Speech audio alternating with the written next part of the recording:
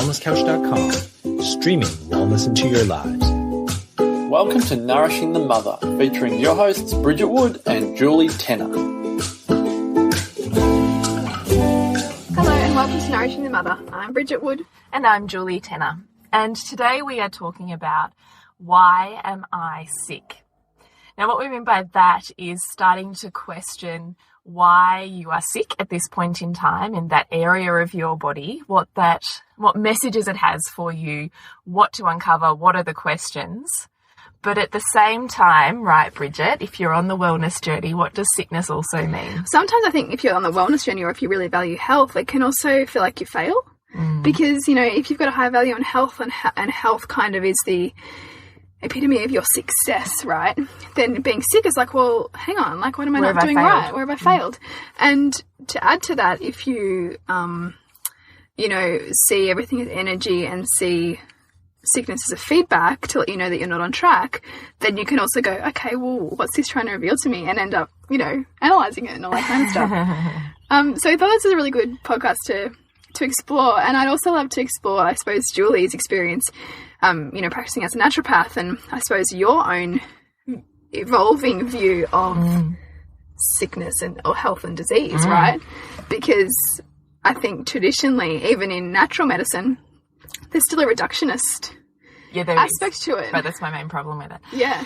And I totally get this, because even when I was in practice, when I think about being in practice, 12 years ago, 10 years ago, right at the start of my journey, I used to fear getting sick because of what that meant about what I wasn't doing. Yeah, and how that looked to your clients? Well, I cancelled clients. So if I was sick, this is how intense it was, right? If I was sick, it wasn't okay for me to be sick because a naturopath doesn't get sick. Wow. How can I be a wellness coach person, leader and be sick with the people that I was trying to teach wellness to? Yeah. So I used to almost put up this curtain and go, and I know there's heaps of wellness practitioners that do this. Yeah.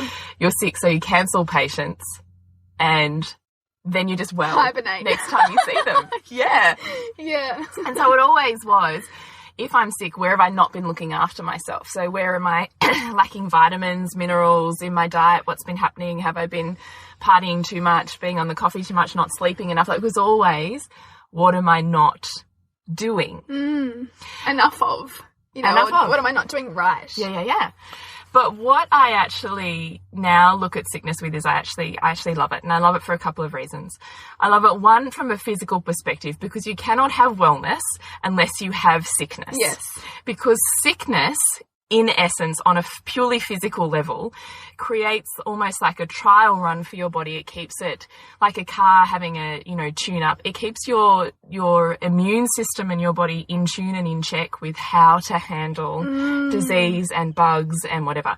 So theoretically, you shouldn't end up with the really big stuff because your body's trained and used to noticing the little stuff, and it has its systems that, work really well and fire off. Yeah. So sickness serves in that it tunes up our immune systems to keep them running healthy, which is what a healthy body needs.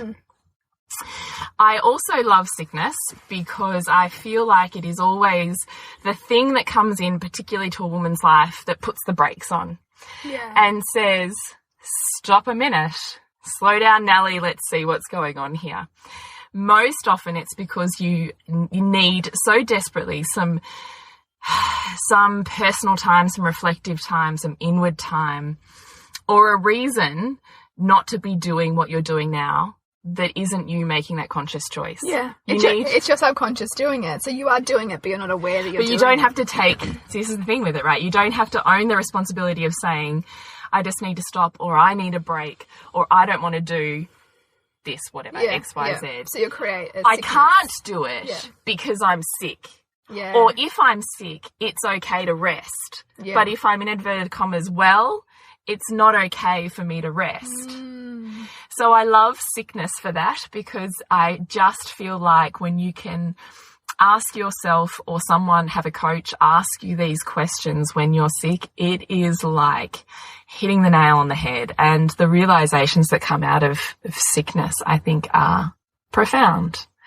It's quite beautiful, really. And it's the body's way of loving you, because the body is listening to you Yes. and your needs, even if you can't consciously do that. Yes. And women have it, often, especially if you're trying to do 10,000 things at once, are enormously capable of trying to do a zillion things and put off their own needs until they get hit by a truck and out with the flu or out with a terribly sore throat or, whatever it is that means that they have to rest. Yes. And that there is no looking after anybody else. It's just you needing to rest. How do I get through here? Yeah. Yeah. You become a priority. Yeah.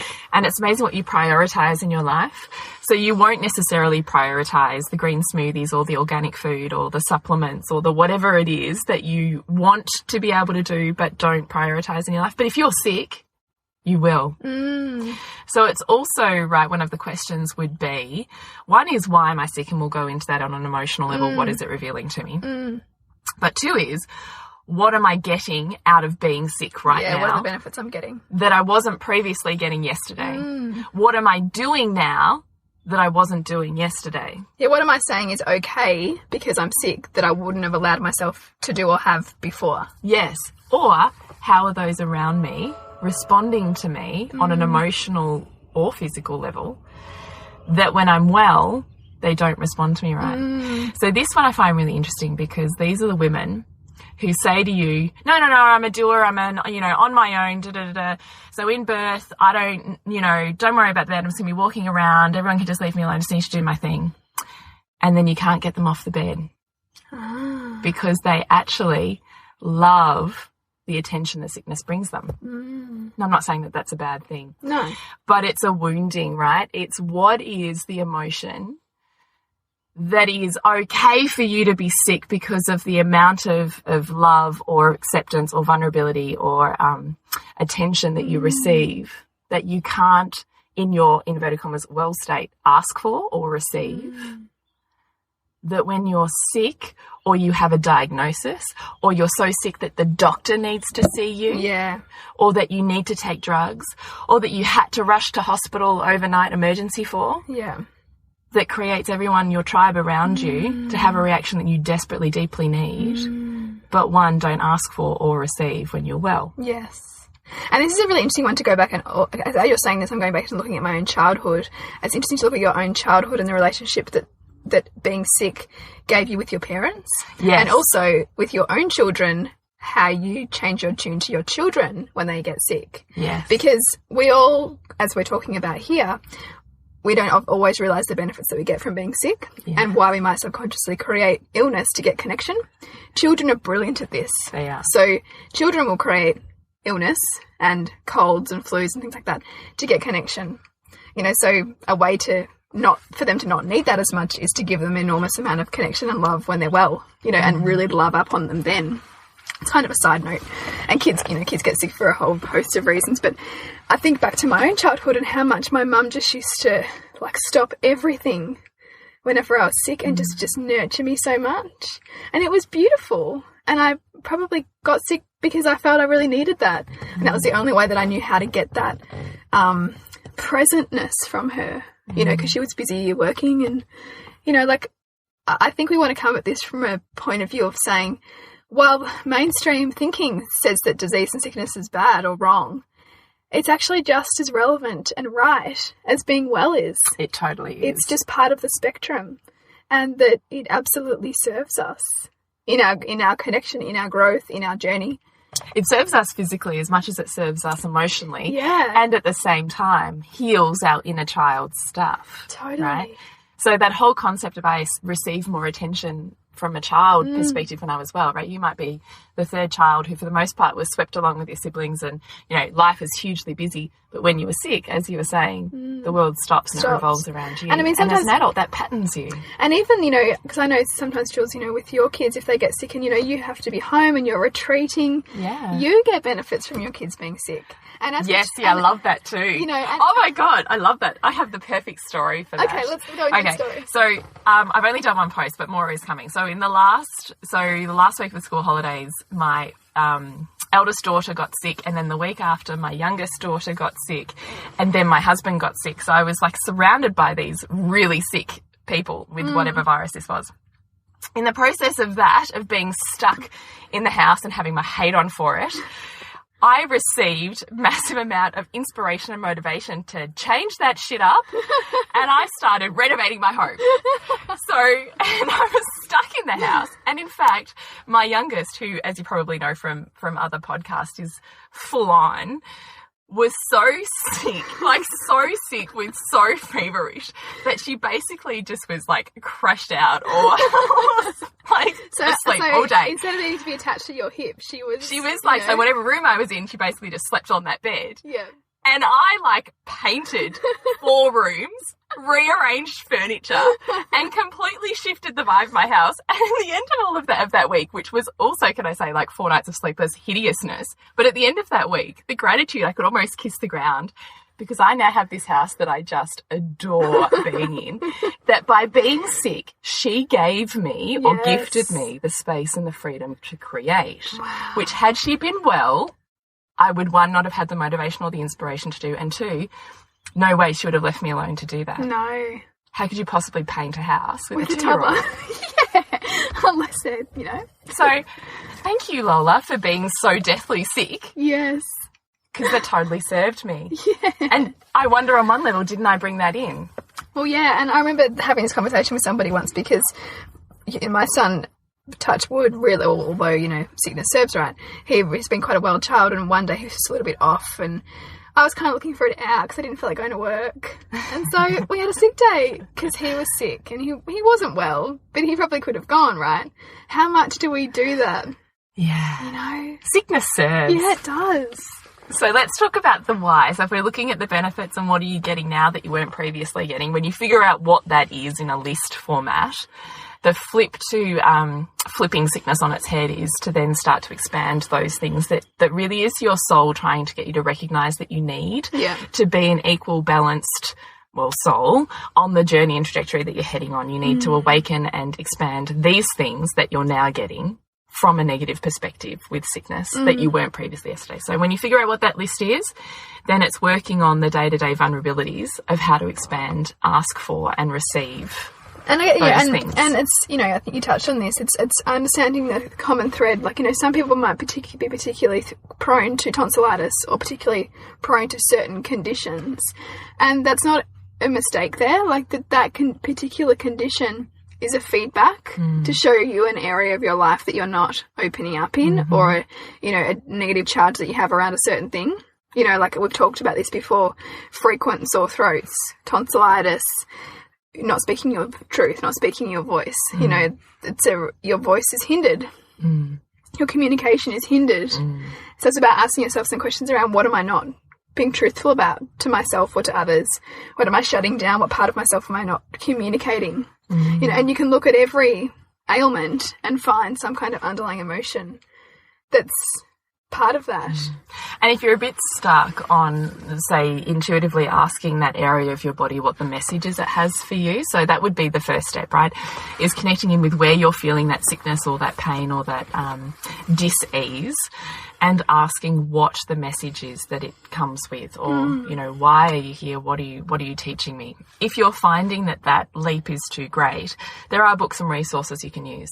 So you and I both have the Louise Hay app on our phone. So she has the Heal Your Body book, which now is an app. Yeah. And so she basically lists all of the areas of the body, and she has what that area of the body means in sickness, and she then has an affirmation to use with it. There's other ones as well. I can't think what the other titles are, but you can look up certainly resources that are going to help you on that first step of what does that area of the body generally relate to on a spiritual or emotional level. And then you need to relate that to how does that apply to my life right now? What is the message it's trying to tell me? And it's also the side of your body that it's on. So any, kind of any ailment or feeling or illness on your right side is your feminine, and anything on your left side is your masculine. So often they're related to your relationship with somebody significant in your life. So the feminine side will be often a mother, or, if you're a man, it'll be a partner. And then if it's the left-hand side, it's often a partner or a son or a husband or a father. And so, a particular pain in a certain area is really often associated with your perceptions of that relationship or what that person did or didn't do to you and how that has or hasn't served you in your life. And then there can be big questions to uncover, and I think sometimes we can't often do that on our own, but it's about even opening yourself up to that as a potential, you know, feedback for you. And to keep asking the question, I think you kind of have that question in the back of your mind and you ask it several times throughout the day, because you just have to wait for that moment when you're at your most authentic self, and that ability to channel with your highest self and your comes intuition through in a very clear message. Yeah, your intuition will kick in. Yeah, it totally will. And you can also call in a challenge around your health if you're really polarized against a certain way. Like, so for me, like, you know, I haven't had antibiotics for, years and years, and have really judged them quite harshly and really felt that, like, you know, the body is a self-healing mechanism. It shouldn't need antibiotics. And it's, again, funny that your voice is breaking up, Bridget. That's right. You've still got some stuff to clear Yeah, there. I think I do. But antibiotics, right, so the general theory behind them is that antibiotics wipe out every biotic that's in your body. And we are essentially within our gut. We're a microorganism of multitude. So we're like the Amazonian forest, full of all of these different species and colonizations, that the gut feeds every other system in our body.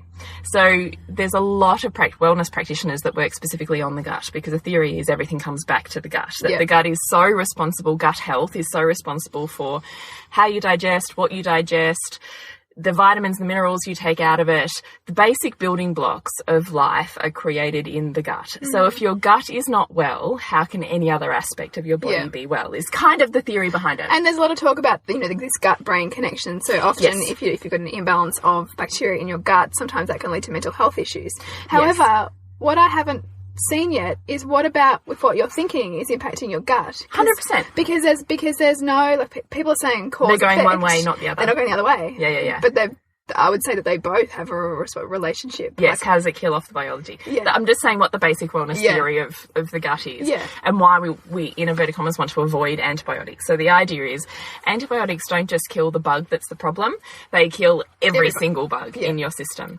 So you're then starting from absolute scratch. And usually what happens is then your gut is colonized with a lot of the, in inverted commas, bad bacteria, and then you have a proliferation of issues because you don't have a really well forest. And that's what happens when people have, you know, recurring issues because they have. So you're weeding out species. You're just wiping out. It's like, you know, mass destruction on a forest is the theory behind it. Yep.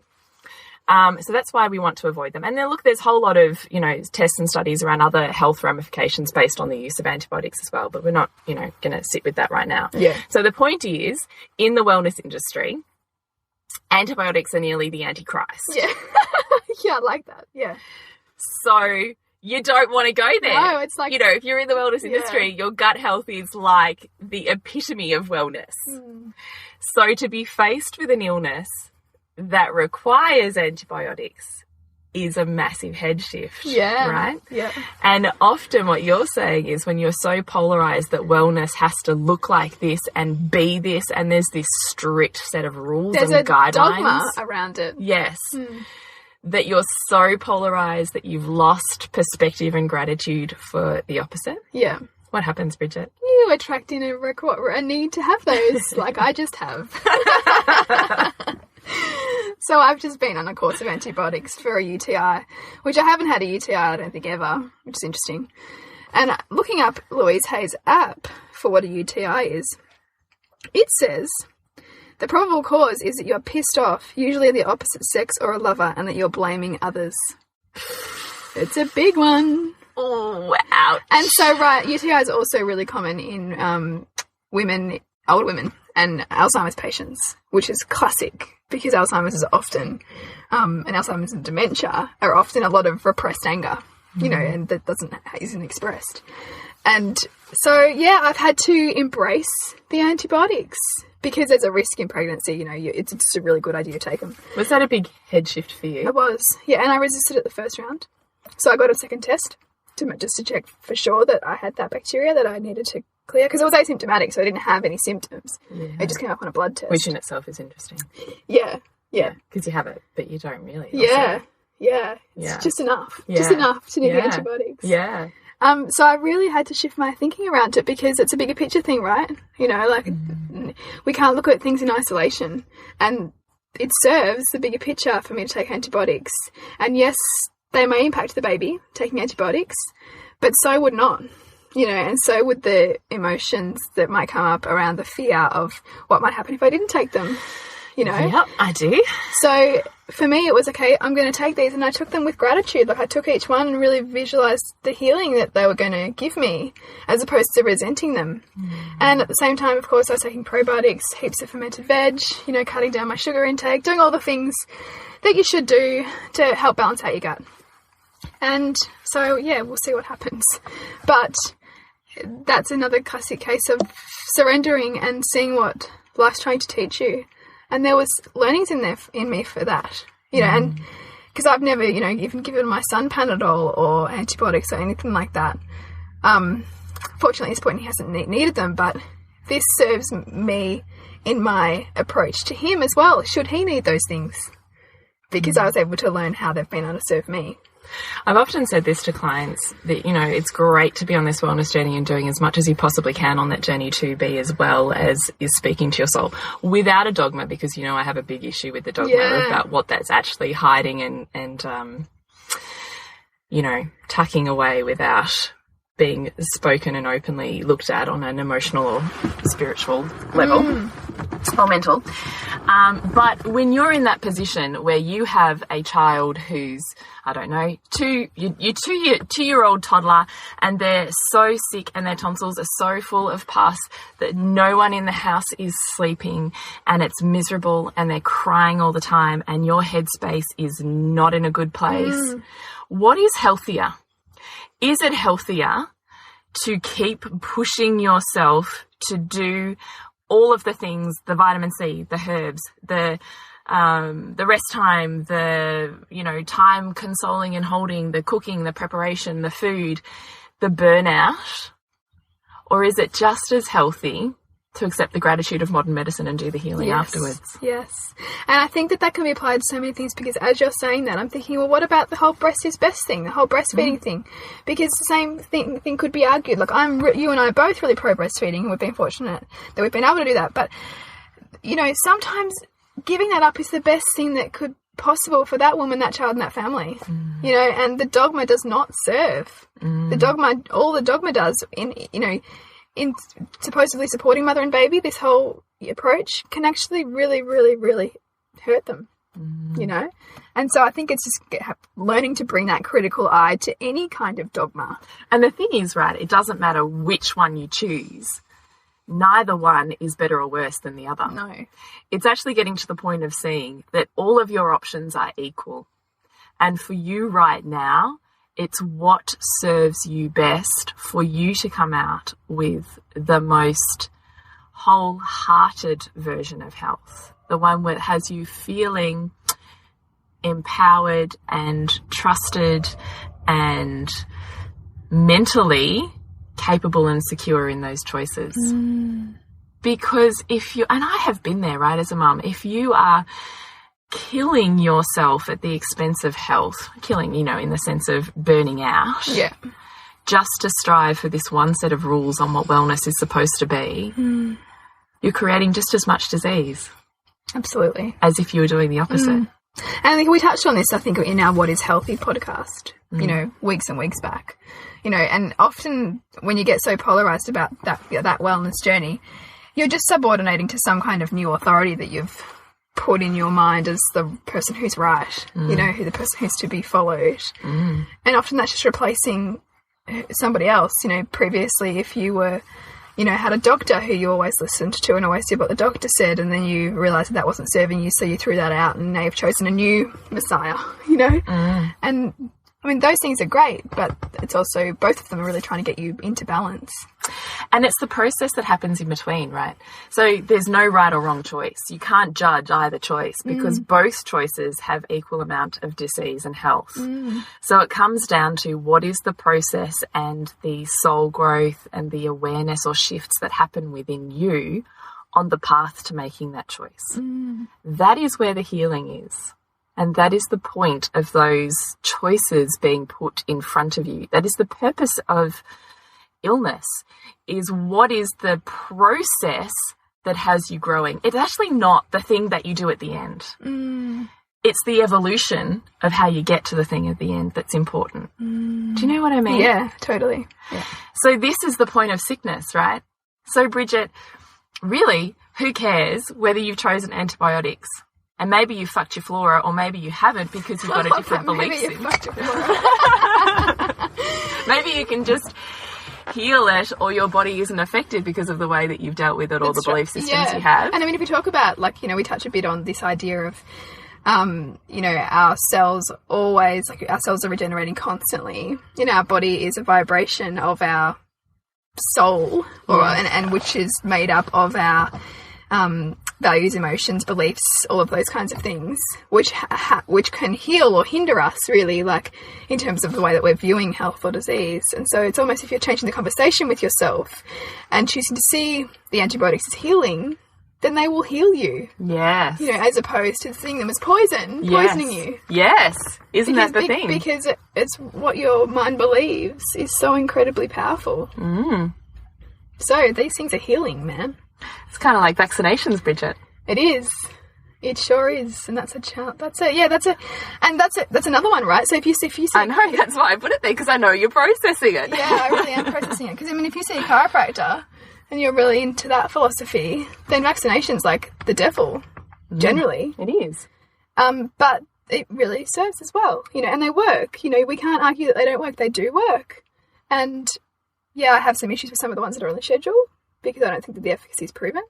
But, you know, again, there's learnings to be had there. And again, it's the intent and the healing that you bring with it, right? So it's the belief systems that you have in the way that prevent you or make you make those choices. And if you're having an emotional reaction to that, then that's the problem, because that's the wounding. It's not actually the thing. No. The thing is the catalyst for your awareness and the equilibration that you need to do around something. Yes, it is. It's the highlighting of wounding here. Come take a closer look. Well, so it's like whatever you're labelling as wrong or bad, you have an incomplete awareness of that it's wise to somehow balance out.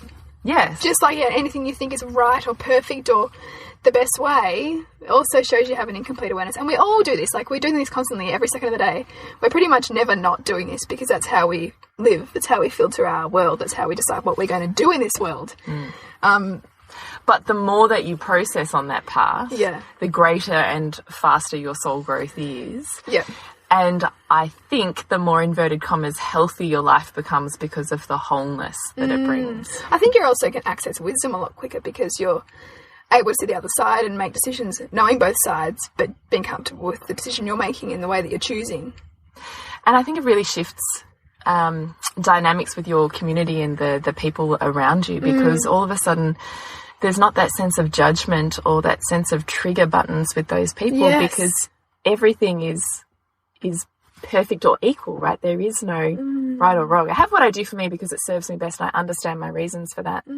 But I also see why the person next to me chooses the opposite. I like 100% get it. That's been a big journey for me, actually, and just like loving that everyone's on their own journey, and that whenever I get plugged in with someone, it's never about them. It's about what that's trying to reveal to me about what I think about something. And I've noticed how I've become less plugged in on certain things that would have plugged me in a lot. And that's growth, you know. That is growth. That's shifting. That's a benchmark to see how you're going, is how much are you operating off of emotional triggers and how much are you feeling secure in your space. In your own choices and your own way, without having to prove them to anybody else. So let's recap. Yes, let's go back through it. So you're that gorgeous mama who is now either sick herself or has one of her babies sick. What is the process that you start if you're an awakened soul headed on this journey? The first question is, Bridget, as you had just said to me earlier, was what is going on for me right now? What is this telling me? And having just a quiet moment to check in and ask your soul. And asking yourself with a loving way, not a kind of beating yourself up, damn it, you're sick, you know, like harden up kind of attitude. It's really about, you know, seeing that sickness as a messenger. You know, your body really is your subconscious mind. It's seen a reason for this for you, and it's about how can you love yourself for giving that to yourself, you know, for creating that reason to slow down, for that reason to retreat, for that reason to connect with those you love more closely. Or receive what? Yeah. Because often it's in the receiving that the gold is for most mothers that I see that are sick. And then I think comes in the practical stuff. So I'm not also sitting here as the, you know, naturopath / pleasure nutritionist saying, well, it really doesn't matter what you take or what you eat or whatever, because, you know, it's all mental. Because the path and the choices that you make on wellness also open up and shift that wellness journey. So it is also checking in and honouring what it is that you need right now. Do I need to, you know, have the ginger and lemon tea? Do I need to go and see that practitioner that makes me feel amazing? Do I need to spend the money now that I didn't last week on vitamin C and organic juices? It's checking back in with that need, because the path to wellness is also aligned with our physical body. So when we're treating our body like a temple without dogma, in whatever way that feels pleasurable and honouring to our goddess, is also the path of wellness. And when you combine, right, this is the whole thing that I'm trying to create with the pleasure nutritionist, is when you combine the reverence for the goddess that you are and that you house within your body, wellness becomes part of that journey so effortlessly and so soul aligned that it is ultimately an awakening journey of the divine feminine. Yeah. But it starts with the pleasure and the honouring and the listening to our deepest desires as women and mothers and souls on a journey. And it co-aligns so often with the wellness path, because wellness is a shedding of layers on a physical level, which always aligns with a spiritual one. And inadvertently that journey opens up to a spiritual one. Yes, it does. So I really deeply want you to think about what the nourishment is that your goddess desires and needs, and give yourself the permission and the space to receive that. I think a lot of it is also about respecting yourself enough to give yourself that permission. And here's the kicker, right? You want the people around you to do it for you. You're just going to keep waiting. You actually have to, this is funny, in inverted commas, man up enough. Love that you used a masculine word like man up. Woman up enough. Yeah. To go and get it for yourself. Because the minute you get it for yourself, you've shifted the energy, and I guarantee those around you will follow your lead.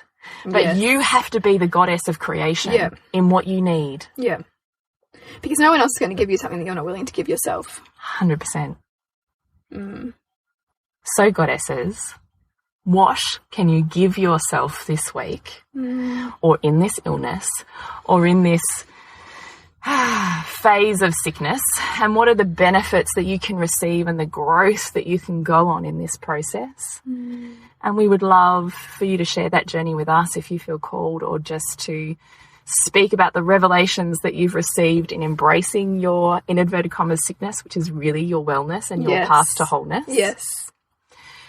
And please connect in with us. So that's on Facebook / Nourishing the Mother. We have our retreat coming up on the 5th and 6th of March in Melbourne here. Yeah, it's just around the corner. We've got, I think we've still got 2 spaces left. So we've still got room for you if you want to join us, and we would welcome you and invite you to do that. We've got some amazing collaborations and nourishment that's on the cards, which we're going to begin announcing over this next week, and we'd love to invite you to join us. And to connect with you, Bridget. Yeah, so it's suburbansandcastles.com, and we've got a film coming up in March, which is The Human Experiment, which so it looks at the impact of chemicals in our environment, and that will be an interesting one, because that's something that I also want to bring consciousness to, because it's so much about what you believe, as well as on the physical level, the impact that things have on us. But this is the entwinement of health and on a physical as well as a spiritual level. That's right. Yeah. And to connect with Julie is thepleasurenutritionist.com. And we'll see you next week when we continue to peel back the layers on your mothering journey. This has been a production of TheWellnessCouch.com. Check us out on Facebook and join in the conversation on Facebook.com /TheWellnessCouch. Subscribe to each show on iTunes and check us out on Twitter. The Wellness Couch, streaming wellness into your lives. Whilst the Wellness Couch presenter endeavor to provide accurate and helpful information to their listeners, these podcasts cannot take into account individual circumstances and are not intended to be a substitute for health and medical advice from a qualified health professional. You should always seek the advice of a qualified health professional before acting on any of the information provided by any of the Wellness Couch podcasts.